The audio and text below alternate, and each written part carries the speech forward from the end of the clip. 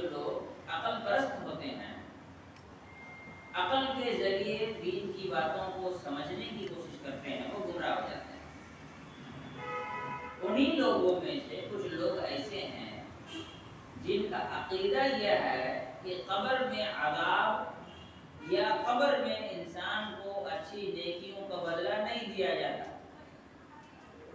اور دلیل یہ ہوتی ہے کہ جب انسان کے اعمال کا حساب قیامت کے دن ہونی ہے تو ایسی صورت میں کسی بھی انسان پر قبر میں عذاب کے نزول کا سوال کیسے پیدا ہو سکتا ہے؟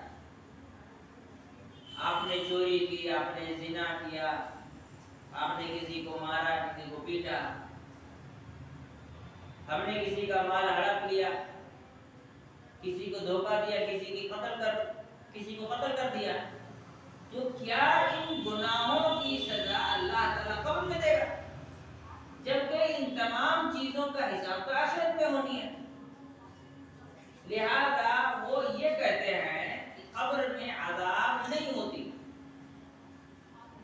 اس میں ایک بڑی تعداد ایسے لوگوں کی ہے جو حدیثوں کے منکر ہیں۔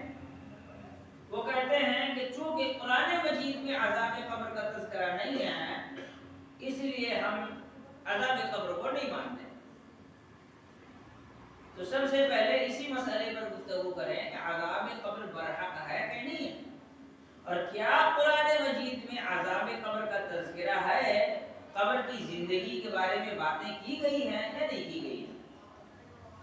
ان تمام چیزوں سے پہلے اس بات کو سمجھیں کہ قبر کی جو زندگی ہے وہ ایسی زندگی ہے جو کسی نے دیکھی نہیں ہے،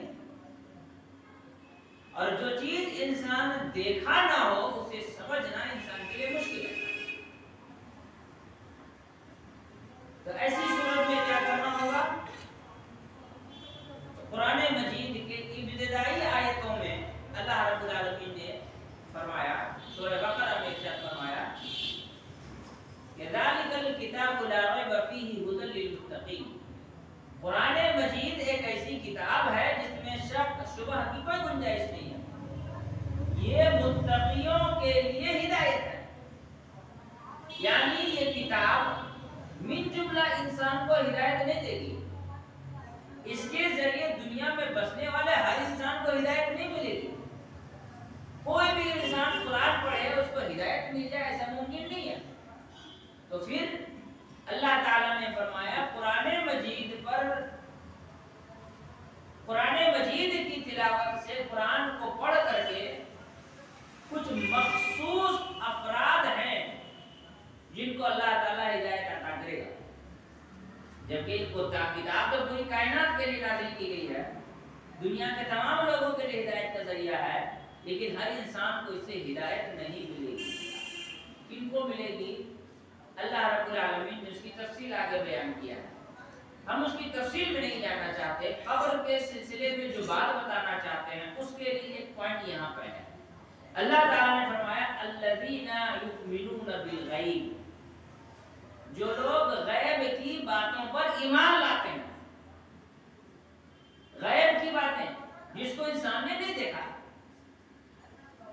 کسی نے اللہ کو نہیں دیکھا، ہم لوگوں نے رسول اللہ صلی اللہ علیہ وسلم کو نہیں دیکھا، وہ تو حضرت ابوبکر عمر ان کی خوش نصیبی، انہوں نے اللہ کے رسول صلی اللہ علیہ وسلم کو دیکھا، ہم لوگوں نے تو نہیں دیکھا، ہم نے فرشتوں کو نہیں دیکھا، ہم نے جنت بھی نہیں دیکھی، ہم نے جہنم بھی نہیں دیکھا۔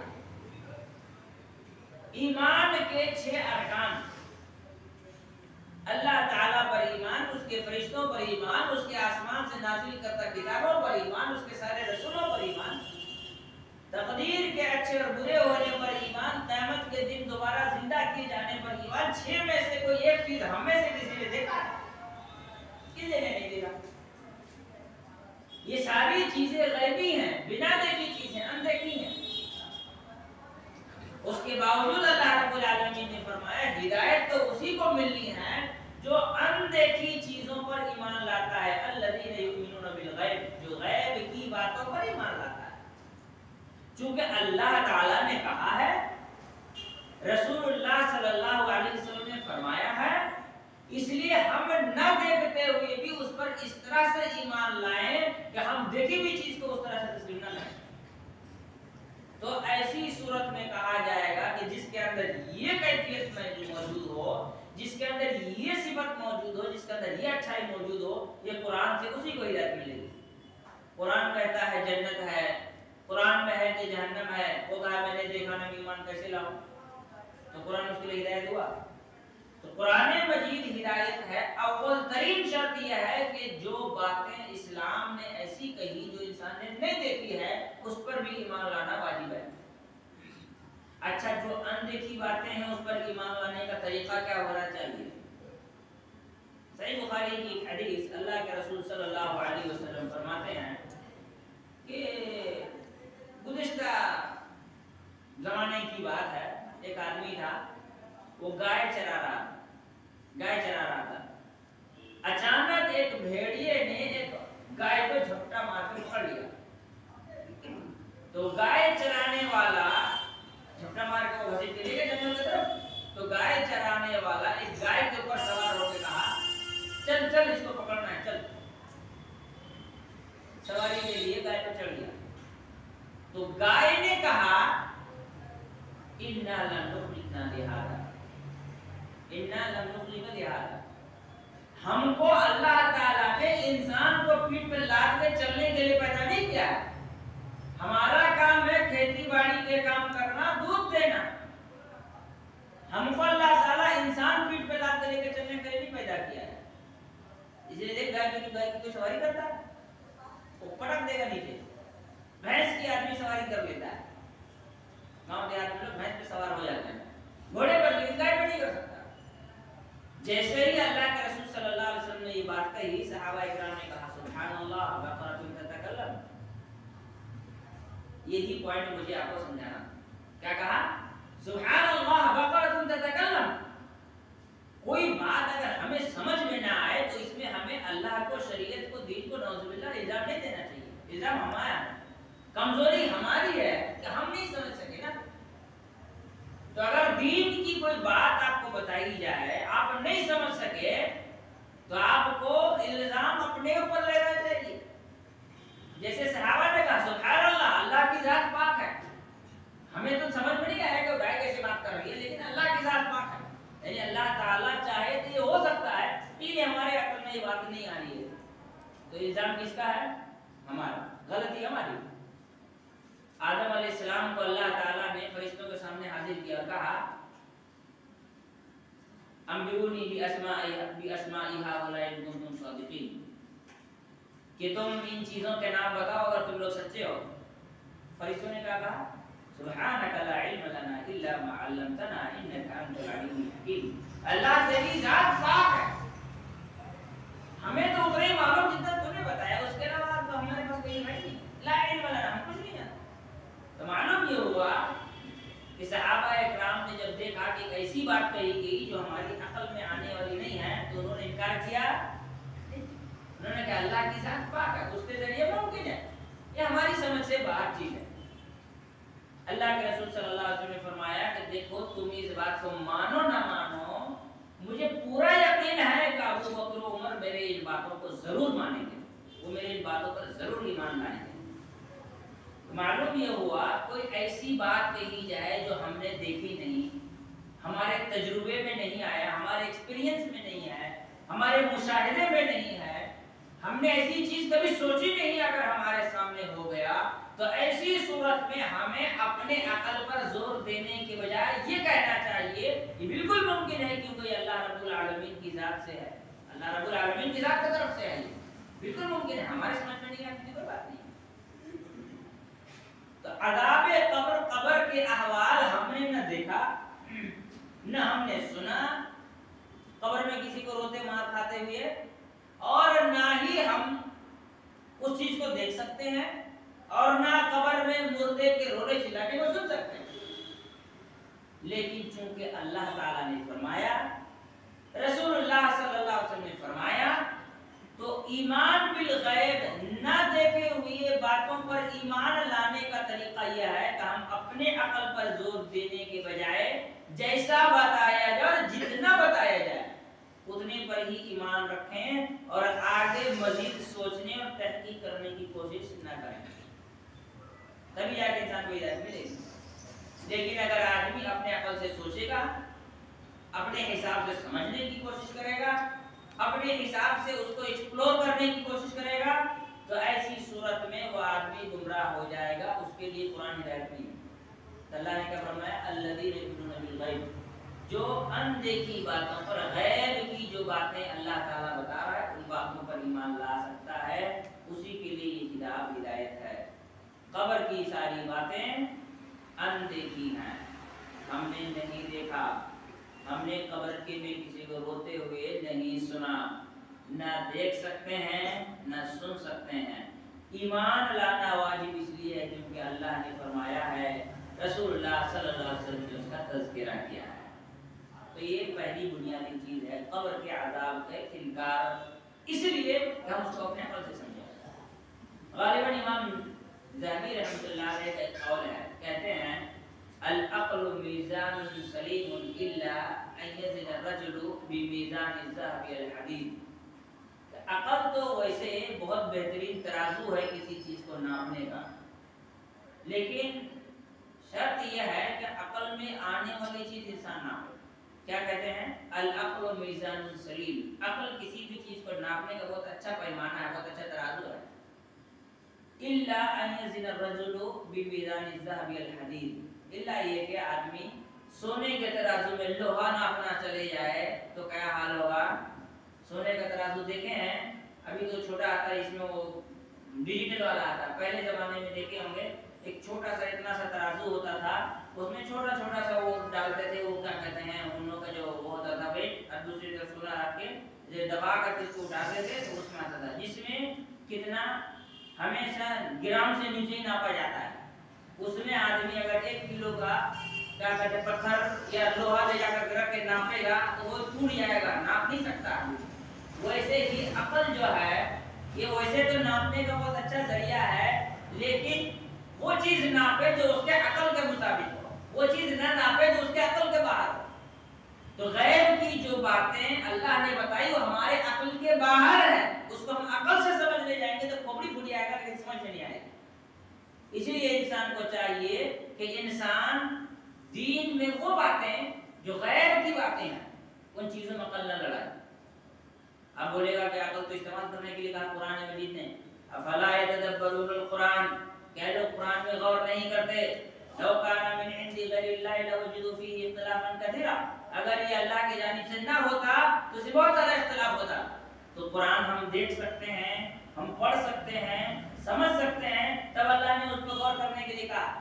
اللہ تعالیٰ نے کہا کہ لوگ اونٹ پر غور کریں، پہاڑ پر غور کریں، زمین پر غور کریں، آسمان پر غور کریں، یہ چیزیں غور کرنے کے لیے ہیں، نہ کہ انسان اس بات پر غور کرے کہ اللہ رب العالمین قبر میں کیسے فرشتے کو بھیجے گا، وہ کیسے سزا دے گا، کیسے کیا ہوگا۔ اللہ تعالیٰ نے اس پر غور کرنے کے لیے نہیں کہا ہے۔ اسی لیے انسان کو چاہیے کہ ان چیزوں پر غور کرے جس میں شریعت نے اجازت دی ہے، غیب کی باتوں پر غور و فکر خود سے کرنے سے پرہیز کرے۔ پہلی بات، اب آئیں کیا قرآن مجید منکرین حدیث جو کہتے ہیں قرآن مجید میں قبر کے عذاب کا تذکرہ نہیں ہے، تو کیا واقعی قرآن مجید میں عذاب قبر کا تذکرہ نہیں ہے؟ اللہ رب العالمین نے سورہ غافر میں ارشاد فرمایا، سورہ غافر، آپ ہندوستانی پرنٹ میں دیکھیں گے تو عام طور پر اس کا نام ہے سورہ مؤمنون۔ سورہ غافر کو کیا لکھا جاتا ہے؟ سورہ، دونوں نام اس کے دونوں نام صحیح ہیں۔ عرب ممالک میں جو پرنٹ وغیرہ ہوتا ہے اس میں غافر لکھا جاتا ہے، وہ لوگ وہ نام استعمال کرتے ہیں۔ ہندوستان میں کیا نام استعمال کرتے ہیں؟ سورہ مؤمنون۔ کل کوئی نہ بولے مولانا آپ کون سے سورہ کا نام بتاؤ تو قرآن میں ہی نہیں، اب نیا قرآن کر رہے ہیں، نہیں، سورہ غافر۔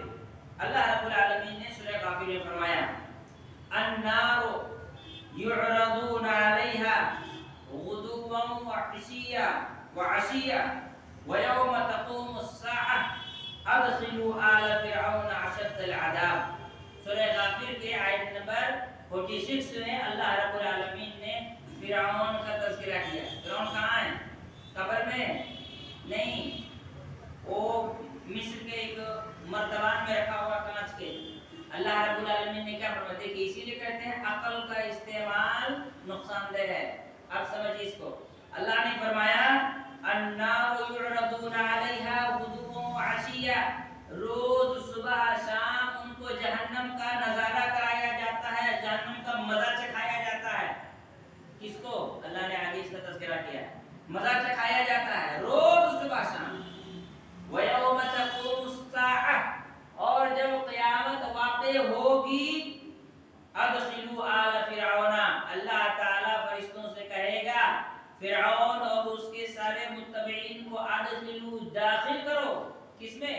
अशद्दिल अज़ाब, सख्त तरीन अज़ाब में इनको ले आकर के डाल दो। किसको? फिरऔन को। फिरऔन तो कब्र में नहीं है। कहाँ है फिरऔन? वो तो दिख रहा है, उसकी लाश पड़ी हुई है, न हिल रहा है, न डुल रहा है, न चिल्ला रहा है, न रो रहा है, सड़ भी नहीं रही है।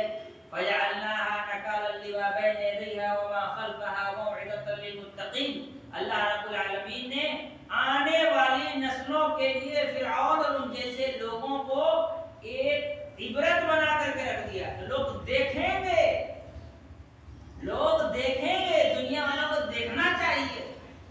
ये वही इंसान है जिसने कहा था अना रब्बुकुमुल आला, मैं तुम लोगों का सबसे बड़ा रब मैं ही हूँ, मुझी को सजदा करो, मेरी इबादत करो। अल्लाह रब्बुल आलमीन ने उसके लाश को बनाया कि दुनिया की सारी लाश सड़ सकती है, लेकिन मैं तेरे लाश को सड़ने नहीं दूंगा। दुनिया देखेगी तुझको और इज्जत हासिल करेगी, बीच में काट कर उसकी लाश पड़ेगी। तो जाहिर सी बात है, वो कब्र में तो नहीं है। तो फिर अजाब का उस पर आना और जाना, ये तो बात अकल के बाहर है। इसीलिए अभी मैंने इस बात का तज़किरा किया, गैब की बातों को अकल के जरिए समझने से परहेज करें, नहीं तो इंसान गुमराह हो जाएगा। अल्लाह रब्बुल आलमीन ही बेहतर जानता है कि कैसे फिरऔन और उनके मुत्तबईन को अजाब जहन्नम और उसकी गर्मी और उसकी तकलीफ उन पर से गुजारी जाती है। और क़यामत के दिन कहा जाएगा अदखिलू आल फिरऔन, फिरऔन और उसके मुत्तबईन को दाखिल करो अशद्दल अज़ाब, सख्त तरीन अज़ाब में ले जाकर के दाखिल कर दो। तो क़यामत से पहले अज़ाब हो रहा है। ये कहाँ? ये अज़ाब क़ब्र। किसमें तज़किरा है इसका?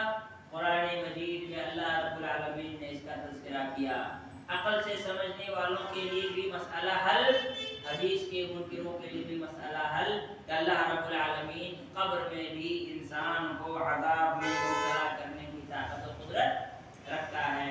यही सही और दुरुस्त ईमान है। उसके बाद अल्लाह रब्बुल आलमीन ने कुरान मजीद में इरशाद फरमाया, अल्लाह रब्बुल आलमीन ने क्या फरमाया? कई आयतें हैं। अल्लाह रब्बुल आलमीन ने फरमाया वलौ तरा इज़ ज़ालिमून फी ग़मरातिल मौत वल मलाइकतु बासितू अयदीहिम अखरिजू अनफुसकुमुल यौमा तुजज़ौना अज़ाबल हून बिमा कुंतुम तक़ूलूना अला अल्लाहि गैरल हक़्क़ि व कुंतुम अन आयातिही तस्तकबिरून। सूरह अनआम की आयत नंबर 93। इसमें अल्लाह रब्बुल आलमीन ने फरमाया वलौ तरा इज़ ज़ालिमून फी ग़मरातिल मौत, काश कि आप देखते, किसे देखते? जालिम लोगों को, फी ग़मरातिल मौत, जब वो जाकुनी के आलम में है, जब उनकी जान निकलने को है। वल मलाइकतु बासितू अयदीहिम, फरिश्ते अपने हाथ उनकी तरफ बढ़ा रहे हैं। अखरिजू अनफुसकुम, कहते हैं लाओ तुम्हारी जान हम खींचने वाले हैं, लाओ अपने जान को बाहर निकालो। अल यौमा, आज के दिन, तुजज़ौना, तुम्हें बदला दिया जाएगा, मुब्तला किया जाएगा, अज़ाबल हौनी, तकलीफ के अज़ाब में, बिमा कुंतुम तक़ूलूना अला अल्लाहि गैरल हक़्क़। गुनाह क्या है कि तुम अल्लाह के बारे में झूठी बातें बयान किया करते थे। अल्लाह ने कहा बेटा नहीं, तुम कहते अल्लाह का बेटा है। अल्लाह ने कहा मेरी बीवी नहीं है, तुमने कहा कि मरियम अल्लाह की बीवी है।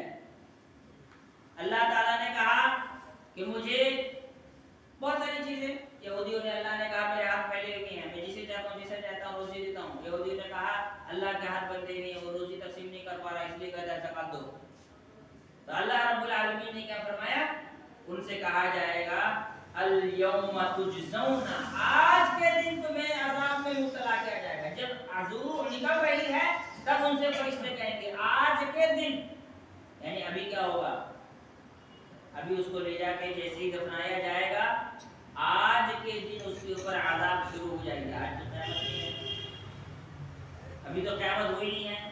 تو یہاں کون سے عذاب کا تذکرہ ہو رہا ہے؟ قبر کے عذاب کا تذکرہ ہو رہا ہے. وَكُنْتُمْ عَنْ آيَاتِهِ تَسْتَكْبِرُونَ, اور تم اللہ کی آیتوں کو پڑھنے کے بعد تکبر میں مبتلا ہو جایا کرتے تھے. اسی لیے آج کے دن تم کو عذاب مبتلا کیا جائے گا. یہ آیت کیا بتلاتی ہے؟ قبر میں عذاب ہونی ہے, قبر کا عذاب برحق ہے, جس کا اللہ رب العالمین نے قرآن مجید میں تذکرہ کیا ہے. اس کے بعد چلیں, اللہ رب العالمین نے قرآن مجید میں مزید جگہوں پر کیا کہا؟ اللہ رب العالمین نے فرمایا سورہ بروج میں, ان الذين فتنوا المؤمنين والمؤمنات ثم لم يتوبوا فلهم عذاب جہنم ولهم عذاب الحریق. اللہ رب العالمین نے قرآن میں فرمایا بے شک وہ لوگ جو مومنوں پر ظلم کرتے ہیں, تکلیف دیتے ہیں, مصیبتوں میں ڈالتے ہیں, ان کے خلاف سازشیں کرتے ہیں, مومنوں کے سلسلے میں اپنے دلوں کو تنگ کر دیتے ہیں, مومنوں کو مصیبتوں میں مبتلا کر دیتے ہیں, چاہے وہ مرد ہوں یا عورت ہوں. ثم لم يتوبوا, اور مرنے سے پہلے توبہ بھی نہیں کرتے, ایمان نہیں لاتے, کفر میں مر جاتے ہیں. فلهم عذاب جہنم, پہلی بات یہ بتا دی گئی کہ ان کو مرنے کے بعد جہنم میں ڈال دیا جائے گا. دوسرا کہا گیا ولهم عذاب الحریق. عذاب الحریق کیا ہے؟ مفسرین اعظام نے عذاب الحریق کی تشریح کی. عذاب الحریق جہنم کا مسئلہ تو ہو گیا ہے, عذاب الحریق یہ قبر کے عذاب کا تذکرہ کیا جا رہا ہے کہ ان کو قبر میں عذاب دی جائے گی, قبر میں عذاب دی جائے گی, اور آخرت میں عذاب جہنم بھی اللہ نے ان کے لیے تیار کر کے رکھا ہے. اس کے علاوہ اللہ رب العالمین نے قرآن مجید میں مزید ایک جگہ ارشاد فرمایا. اللہ رب العالمین فرمایا وَمِمَّنْ حَوْلَكُمْ مِنَ الْأَعْرَابِ مُنَافِقُونَ وَمِنْ أَهْلِ الْمَدِينَةِ مَرَدُوا عَلَى النِّفَاقِ لَا تَعْلَمُهُمْ نَحْنُ نَعْلَمُهُمْ سَنُعَذِّبُهُمْ مَرَّتَيْنِ ثُمَّ يُرَدُّونَ إِلَى عَذَابٍ عَظِيمٍ. اللہ رب العالمین نے کیا فرمایا؟ وَمِمَّنْ حَوْلَكُمْ مِنَ الْأَعْرَابِ, آپ کے ارد گرد بسنے والے اعرابی, بدو, دیہاتی قسم کے جو لوگ ہیں, منافقون, ان میں ایک بڑی تعداد کن کی ہے؟ منافقوں کی ہے. وَمِنْ أَهْلِ الْمَدِينَةِ, اور مدینہ میں بھی بہت سے ایسے لوگ بستے ہیں, مَرَدُوا عَلَى النِّفَاقِ, جو نفاق پر اڑے ہوئے ہیں, جمے ہوئے ہیں, منافقت چھوڑنے کے لیے تیار نہیں ہیں. لا تعلمهم, آپ ان کو نہیں جانتے ہیں. نحن نعلمهم, ہم ان کو جانتے ہیں. اللہ رب العالمین نے کیا فرمایا اپنے رسول سے؟ رسول اللہ صلی اللہ علیہ وسلم نے کہا کہ آپ کے ارد گرد جو دیہات کے لوگ ہیں ان میں ایک بڑی تعداد منافق ہوگی. مدینے میں بھی بہت سے منافق رہتے ہیں جن کے بارے میں آپ کو نہیں معلوم, عالم الغیب نہیں ہے. عالم الغیب ہوتے تو معلوم نہیں ہو جاتا کون منافق ہے. مدینے میں بھی بہت سے منافق ہیں, مردو علی النفاق, جو خالص نفاق پر ہی جمے ہوئی ہیں, ان کو نفاق کے علاوہ کچھ آتا ہی نہیں ہے. مردو علی النفاق. اللہ تعالیٰ نے فرمایا لا تعلمون, آپ ان کو نہیں جانتے. نحن نعلمون, ہم ان کو جانتے ہیں. پھر آگے اللہ نے فرمایا سنعذبهم مرتين, ہم ان کو 2 عذاب میں مبتلا کریں گے. مرتين, 2 مرتبہ عذاب دیں گے, ہم ان کو 2 مرتبہ عذاب دیں گے. ثم, پھر یردون الی عذاب عظیم, پھر ایک بڑی عذاب میں ان کو مبتلا کیا جائے. یہاں 3 عذاب کا تذکرہ ہوا. اللہ نے فرمایا سنعذبهم مرتين, ہم ان کو 2 مرتبہ عذاب میں مبتلا کریں گے, پھر ان کو بڑے عذاب میں مبتلا کیا جائے. 2 مرتبہ عذاب. پہلا عذاب دنیا میں اللہ تعالیٰ نے ان کو دیا, مارے گئے, کاٹے گئے, بھگائے گئے. دوسری عذاب قبر میں ان کے لیے ہے. دوسری مرتبہ کہاں عذاب ہے؟ قبر میں ان کے لیے عذاب ہے. اور تیسری مرتبہ اللہ نے کیا کہا؟ ثم یردون الی عذاب عظیم, انہیں پھر ایک بڑے عذاب میں مبتلا کیا جائے گا. بڑا عذاب کب ہوگا؟ وَلَعَذَابُ الْآخِرَةِ أَكْبَرُ لَوْ كَانُوا يَعْلَمُونَ. اللہ رب العالمین نے قرآن مجید میں سورہ قلم میں اس بات کا تذکرہ کیا ہے کہ وَلَعَذَابُ الْآخِرَةِ أَكْبَرُ, سب سے بڑا عذاب جو ہے وہ آخرت کا ہے.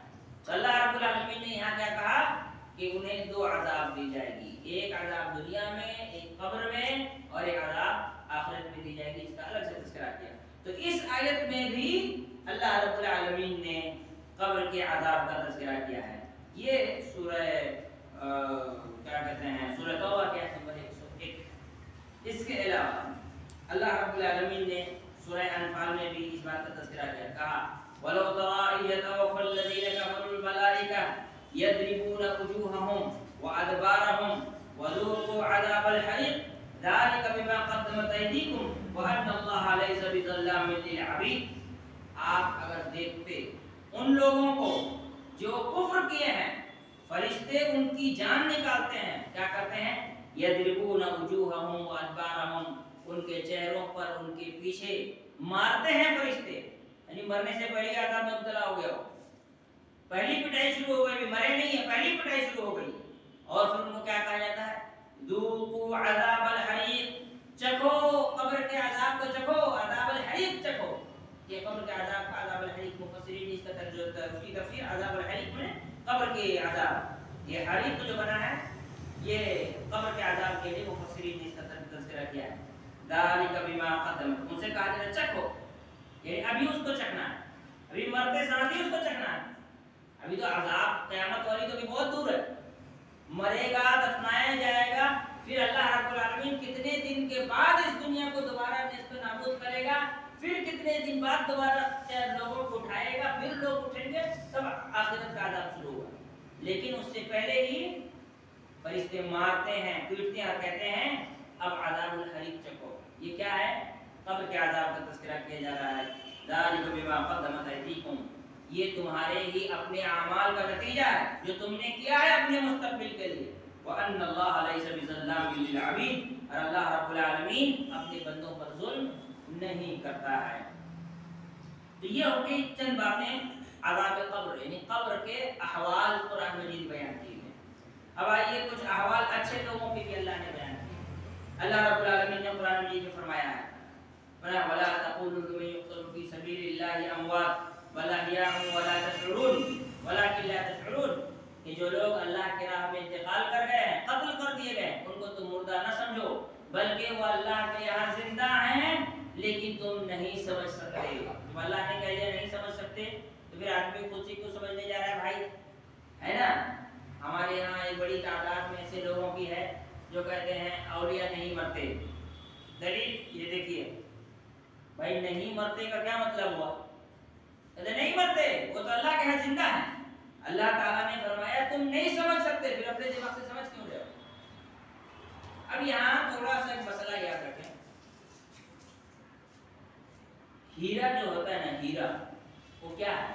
ڈائمنڈ وہ کیا ہے؟ پتھر ہے. روڈ میں جو پتھر لگایا ہے اس کو کیا کہتے ہیں؟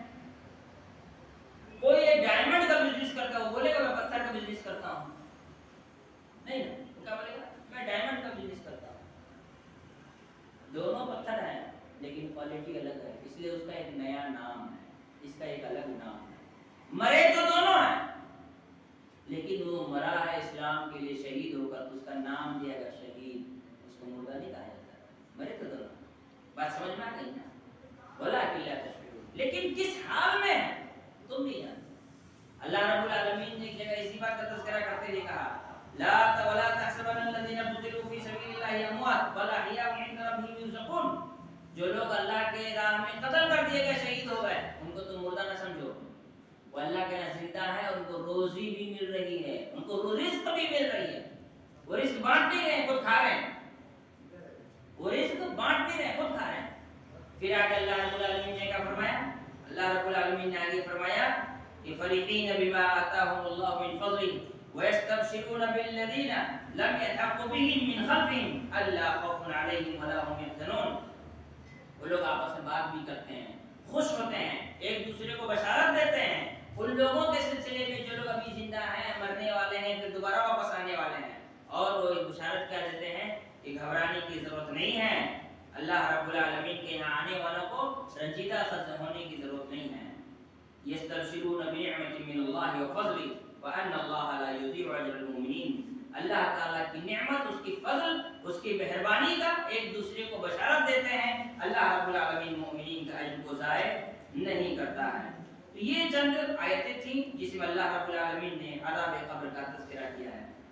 احادیث دیکھا جائے تو ایسی صورت میں سب سے پہلے صحیح بخاری کی حدیث حضرت عائشہ رضی اللہ تعالی عنہا بیان کرتی ہیں کہ اللہ کے رسول صلی اللہ علیہ وسلم کو میں نے دیکھا، ما رأیت رسول اللہ صلی اللہ علیہ وسلم بعد دو صلاة صلی صلاة الا تعوذ من عذاب القبر۔ میں نے ایک واقعے کا تذکرہ کرنے کے بعد کہتی ہیں کہ اللہ کے رسول صلی اللہ علیہ وسلم کو اس واقعے کے بعد زندگی میں کبھی بھی ایسے نماز نہیں پڑھتے دیکھا جس میں عذاب قبر سے اللہ کی پناہ نہ مانگی۔ ہر نماز کے اخیر میں اللہ کے رسول صلی اللہ علیہ وسلم عذاب قبر سے اللہ کی پناہ مانگتے تھے۔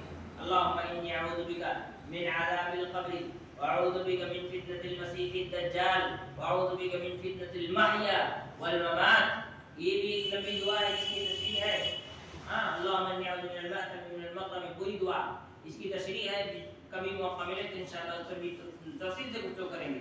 لیکن اللہ کے رسول صلی اللہ علیہ وسلم ایک واقعے کا تذکرہ کرنے کے بعد کہتے ہیں کہ اس واقعے کے بعد زندگی میں کبھی بھی اللہ کے رسول صلی اللہ علیہ وسلم کو نماز اس حال میں نہیں پڑھتے دیکھا کہ نماز پڑھے لیکن عذاب قبر سے اللہ کی پناہ نہ مانگے، ایسا ہوا ہی نہیں۔ ہر حال میں عذاب قبر سے اللہ کے رسول صلی اللہ علیہ وسلم اللہ رب العالمین کی پناہ مانگا کرتے ہیں۔ عائشہ رضی اللہ تعالی عنہا کہتی ہیں سألت رسول اللہ صلی اللہ علیہ وسلم عن عذاب القبر، میں نے اللہ کے رسول صلی اللہ علیہ وسلم سے عذاب قبر کے بارے میں سوال کیا، فقال نعم، اللہ کے رسول صلی اللہ علیہ وسلم نے فرمایا ہاں عذاب القبر حق، عذاب قبر بالکل برحق ہے۔ قالت عائشہ، پھر عائشہ رضی اللہ تعالی عنہا کہتی ہیں فما رأیت رسول اللہ صلی اللہ علیہ وسلم یصلی صلاۃ بعد الا تعوذ من عذاب القبر۔ یہ سنن نسائی کی حدیث ہے کہ رسول اللہ صلی اللہ علیہ وسلم ہمیشہ عذاب قبر سے اللہ کی پناہ مانگتے تھے۔ اسی طرح سے اللہ کے رسول صلی اللہ علیہ وسلم جہاں عذاب قبر سے پناہ مانگتے تھے وہی صحابہ اکرام بھی اللہ کے رسول صلی اللہ علیہ وسلم کی نقش قدم پر چلتے ہوئے عذاب قبر سے پناہ مانگا کرتے تھے۔ چنانچہ حضرت عثمان غنی رضی اللہ تعالیٰ عنہ کا واقعہ بڑا مشہور، حضرت عثمان غنی رضی اللہ تعالیٰ عنہ جب کبھی بھی قبر کے پاس سے گزرتے تھے روتے تھے، اتنا روتے تھے کہ ان کی آنکھوں سے ان کے آنسو بھیگ جایا کرتے تھے۔ وہ کہتے تھے یہ آخرت کی پہلی منزل ہے، یہاں جس کے لیے آسانی ہو جائے آگے کا مرحلہ اس کے لیے آسان ہے، اور یہاں جس کے لیے دقت پیدا ہو جائے آخرت میں اس کے لیے بھی بہت زیادہ دقت ہے۔ کیوں ایسا کہتے تھے؟ اس لیے کہ قبر میں ایمان کے بارے میں پوچھا جائے گا، آخرت میں قیامت کے دن انسان سے اعمال کے بارے میں پوچھا جائے گا۔ من رب کا، تمہارا رب کون ہے؟ ما دین کا، تمہارا دین کیا ہے؟ ماذا تقول فی هذا الرجل، اس آدمی کے بارے میں تم کیا جانتے ہو؟ رسول اللہ صلی اللہ علیہ وسلم کے بارے میں پوچھا جائے گا۔ یہ سب کیا ہیں؟ ایمان سے متعلق باتیں ہیں، اللہ سے متعلق باتیں ہیں، رسول سے، دین سے متعلق۔ کوئی اگر یہ کہے ایمان تین ہی چیز میں تو ہے، اللہ کے بارے میں جانکاری، رسول کے بارے میں جانکاری اور دین کے بارے میں جانکاری، یہ اسی کا نام ایمان ہے۔ کوئی اللہ کے بارے میں نہیں جانتا تو مومن ہی نہیں ہو سکتا ہے، رسول کے بارے میں نہیں جانتا تو کہے گا مسلمان، دین کے بارے میں نہیں علم رکھتا تو کیسا مسلمان؟ تو اللہ کے بارے میں، دین کے بارے میں، رسول کے بارے میں علم رکھے گا تو یہ آدمی مسلمان ہو سکتا ہے۔ اور اسی بارے میں قبر میں اللہ رب العالمین سوال کرے گا، پوچھے گا اللہ تعالیٰ فرشتوں کے ذریعے سے، تو بتاؤ تمہارا رب کون ہے، تم نے کس کی عبادت کیا ہے، تم کس دین کو مانتے تھے، اللہ کے دیا ہوا دین اسلام مانتے تھے یا ایمان کا دعویٰ کر کے من مرضی کے دین پر عمل کرتے تھے؟ اور یہ پوچھا جائے گا کہ تم اس نبی کے بارے میں کیا خیال رکھتے ہو، اگر اس نبی کو مانا ہوا تو نبی کہہ گیا تو کہے گا کچھ نہیں پتا۔ تو یہ جو حدیث ہے اللہ کے رسول صلی اللہ علیہ وسلم کی، اسی بنیاد پر حضرت عثمان رضی اللہ عنہ کہا کرتے تھے کہ قبر جو ہے وہ آخرت کی پہلی منزل ہے۔ اس کے علاوہ عذاب قبر پر اور بھی حدیثیں ہیں۔ اللہ کے رسول صلی اللہ علیہ وسلم گزر رہے تھے، دو قبروں پر سے گزرے تو اللہ کے رسول نے فرمایا کہ ان دو قبر والوں پر اللہ کا عذاب نازل ہو رہا ہے۔ وما يعذبان في كبير، بہت بڑے کام کی وجہ سے عذاب نہیں ہو رہا ہے۔ بہت بڑا کا مطلب کیا ہے؟ گناہ بڑا نہیں، گناہ بہت بڑا ہے۔ بہت بڑا کا مطلب یہ ہے کہ کوئی ایسا کوئی میٹر نہیں تھا کہ آدمی اس سے بچ نہ سکے، کچھ 10 کروڑ کا نقصان ہو جائے گا اس لیے اس گناہ کو چھوڑ نہیں پا رہا، کچھ نہیں۔ گناہ تو بہت بڑا تھا لیکن چھوڑنا بڑا ایزی تھا، بڑا اما احدهما، ان میں سے ایک آدمی چغل خور ہے، اسی بن نمیمہ، چغل خوری چھوڑ دے تو آدمی کو کتنا کروڑ کا نقصان ہوگا؟ کچھ نہیں.